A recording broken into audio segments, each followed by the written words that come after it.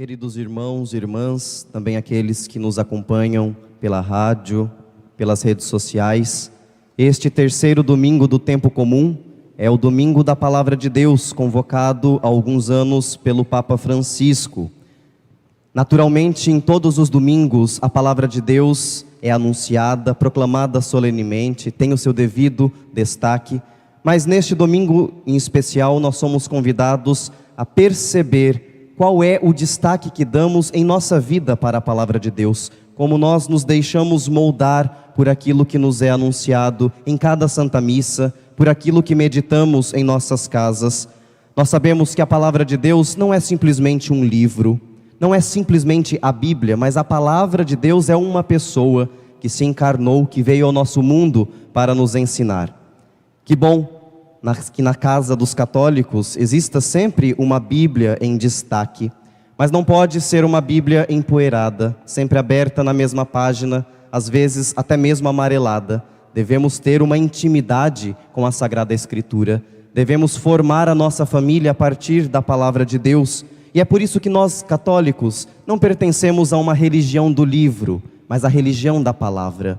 Nós não carregamos simplesmente a Bíblia debaixo dos braços, mas em primeiro lugar, carregamos a Bíblia em nosso coração, porque queremos testemunhar a palavra de vida e de verdade. Não somos convidados a decorar versículos para falá-los aleatoriamente, mas viver de fato da palavra de Deus. Este é o convite deste domingo da palavra. Tudo o que Deus faz, Ele faz pela palavra. Criou o mundo pela sua palavra. Faça-se a luz, e a luz passou a existir. Deus ensinou o seu povo por meio das 10 palavras do Sinai, os 10 mandamentos.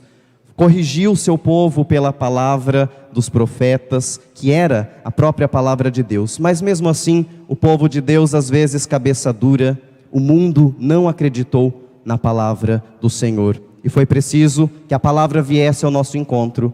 E como nós professamos, a palavra se fez carne e habitou no meio de nós. Assumiu as nossas dores, nossas alegrias, a nossa vida humana para nos santificar e nos ensinar.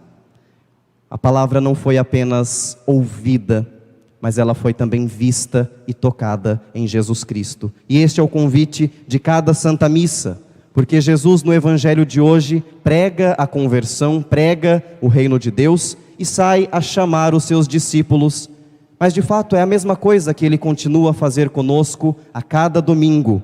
Ele também, em cada Santa Missa, prega a verdade, nos corrige, nos ensina. Em cada Santa Missa Ele nos chama à intimidade, ao discipulado, partilha conosco seu corpo e seu sangue. E é por isso que em todas as igrejas nós temos 2 mesas. O ambão, onde a palavra se faz ouvir, e o altar, onde a palavra nos alimenta, onde a palavra se dá em comunhão. Então tudo aquilo que nós ouvimos na igreja não são as palavras do Padre, mas são as palavras do próprio Cristo. Isto é o meu corpo, isto é o meu sangue. Fazer isto em memória de mim. É Jesus que está em nosso meio, é Jesus que nos reúne e nos alimenta.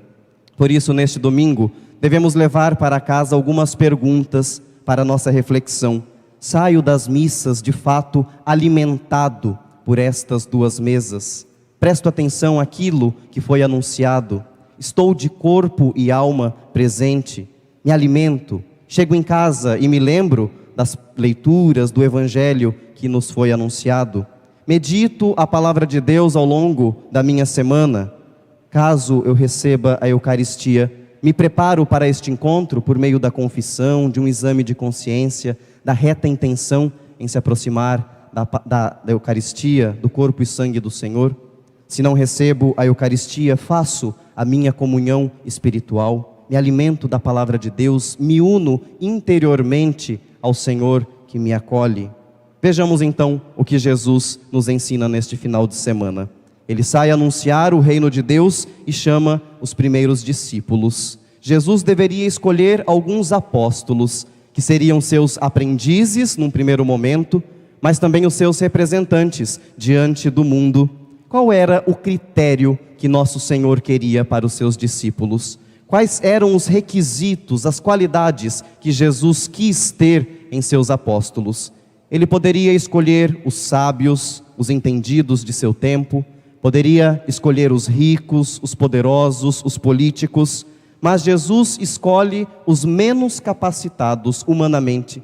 Jesus escolhe os menos prováveis, pescadores, pessoas naquela época marginalizadas, desprezadas, sem cultura, sem muito estudo, sem muito dinheiro. O que Jesus viu neles? E esta é a mesma pergunta que devemos fazer a cada um de nós. O que Jesus viu em mim, em você, para nos chamar ao discipulado? Aqueles pescadores não eram os mais capacitados, mas nós também não somos.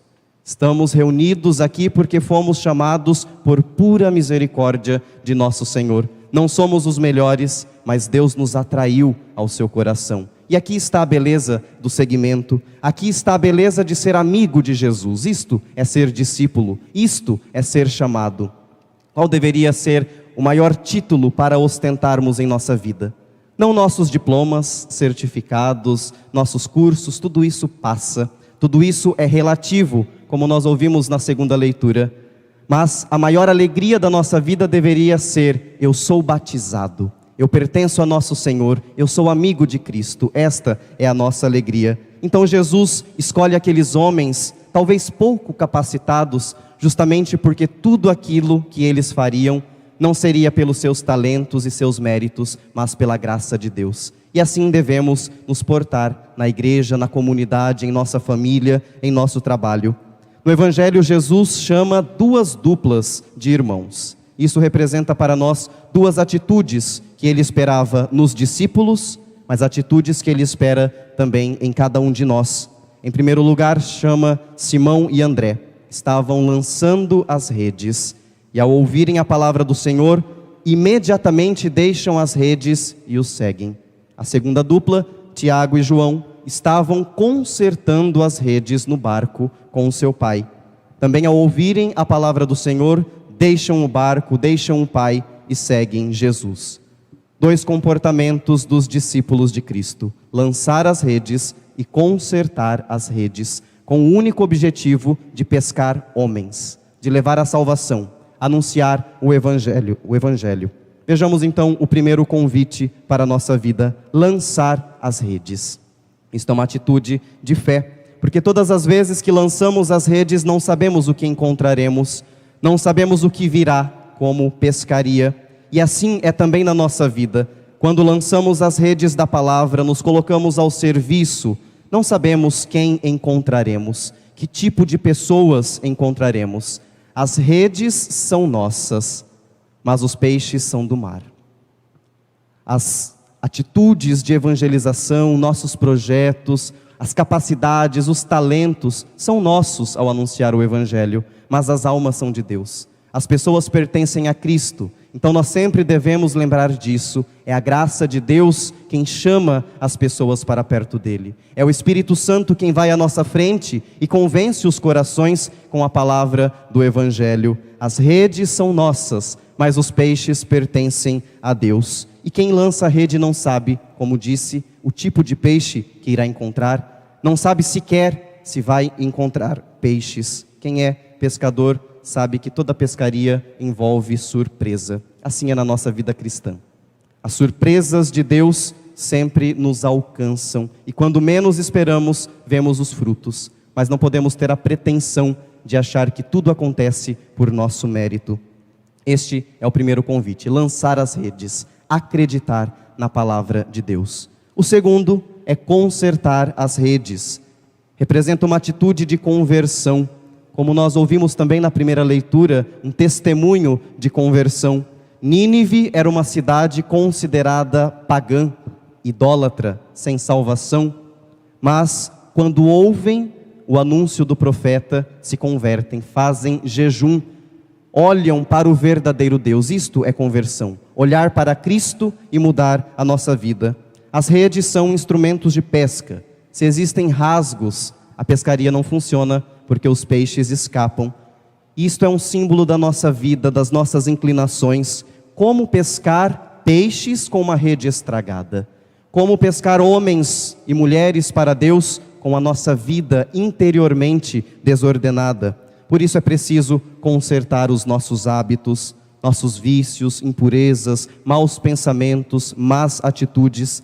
É preciso consertar também as nossas relações, nossa infidelidade, nossa falta de paciência, falta de amor, às vezes na família, falta de perdão na família, na comunidade, no trabalho. Consertemos a nossa vida, consertemos as nossas relações. Para sair para a pescaria é preciso redes consertadas. Para sair também à evangelização é preciso corações consertados. Corações que se encontraram com Cristo e por isso mudaram as velhas atitudes, os velhos comportamentos. É o que nosso Senhor nos diz hoje: convertei-vos e crede no Evangelho, pois o reino se aproximou. Daqui a algumas semanas ouviremos também esse convite na missa de cinzas, mas todos os dias devemos nos deixar convencer, formar, corrigir pela palavra do Senhor. Louvado seja nosso Senhor Jesus Cristo. Para sempre seja louvado. Professemos a nossa fé, hoje com o símbolo niceno-constantinopolitano. Creio em